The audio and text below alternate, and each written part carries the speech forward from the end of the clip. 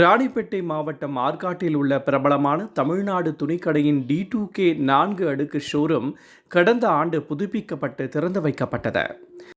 இந்த ஷோரூமின் முதலாம் ஆண்டு விழா மற்றும் வாடிக்கையாளர்களுக்கு நன்றி விழா முன்னிட்டு புத்தம் புதிய வரவாக அலங்கார தேவதை மிசா ஃபேஷன் ஜுவல்லரி கோலாகல திறப்பு விழா நடைபெற்றது.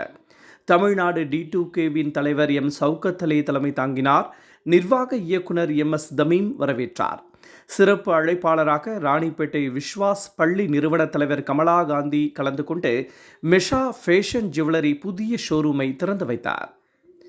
தொடர்ந்து நடைபெற்ற விழாவில் முதல் விற்பனையை ஆற்காடு நகராட்சி தலைவர் தேவி பென்ஸ் பாண்டியன் துவக்கி வைத்தார்.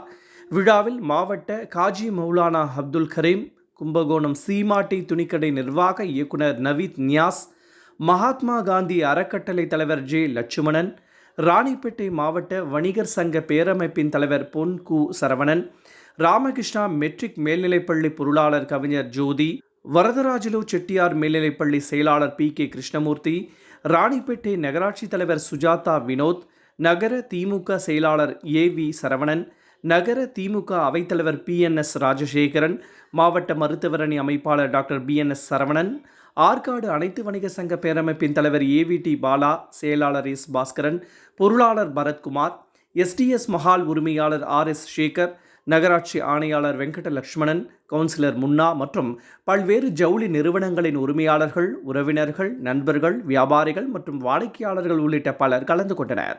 முடிவில் தமிழ்நாடு D2Kவின் இணை நிர்வாக இயக்குனர் முகமது ஷாக்கில் நன்றி கூறினார். புதிதாக திறக்கப்பட்ட அழகு தேவதை Misa showroom fashion jewellery, cosmetic வகைகள், வாட்சுகள், லக்கேஜுகள், ஹேண்ட்பேக்குகள் மற்றும் பல்வேறு அலங்கார பொருட்கள் விற்பனைக்காக வைக்கப்பட்டுள்ளது.